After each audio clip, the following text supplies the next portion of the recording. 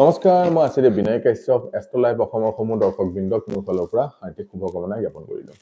আহক আজি আৰু এটা ইম্পৰ্টেণ্ট তিথিৰ ওপৰত আলোচনা কৰিম। সেইটো হ'ল গণ্ডান, তিথি গণ্ডান বুলি কয়। আৰু এই তিথি গণ্ডানটোত কোনো দিনাখন শুভ কৰ্ম কৰা পৰা দূৰত থাকিব লাগে। এতিয়া তিথি গণ্ডাত কি হয় চাওক, তিথি গণ্ডানটোৰ দুটা পৰ্যায় আছে। এটা হ'ল পূৰ্ণা তিথি আৰু নন্দা তিথি। ঠিক আছে, এতিয়া পূৰ্ণা তিথি আমি কি পালো যে 5 নম্বৰ তিথি, 10 নম্বৰ তিথি, 15 নম্বৰ তিথি।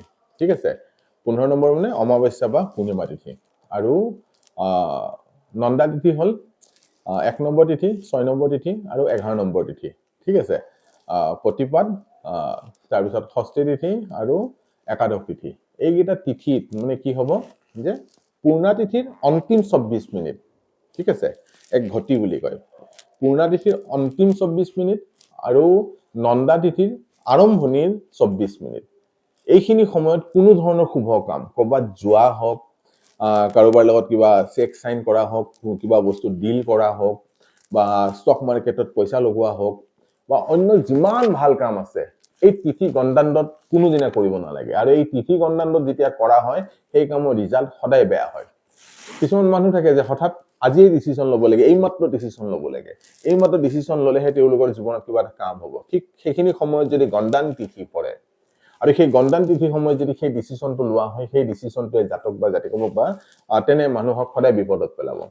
সদায় মনত ৰাখিব যে গণ্ডান তিথিৰ পৰা যদি কিবা এটা কাম কৰিম বুলি ভাবিছে, সেইটোৰ পৰা সদায় দূৰত থাকিব।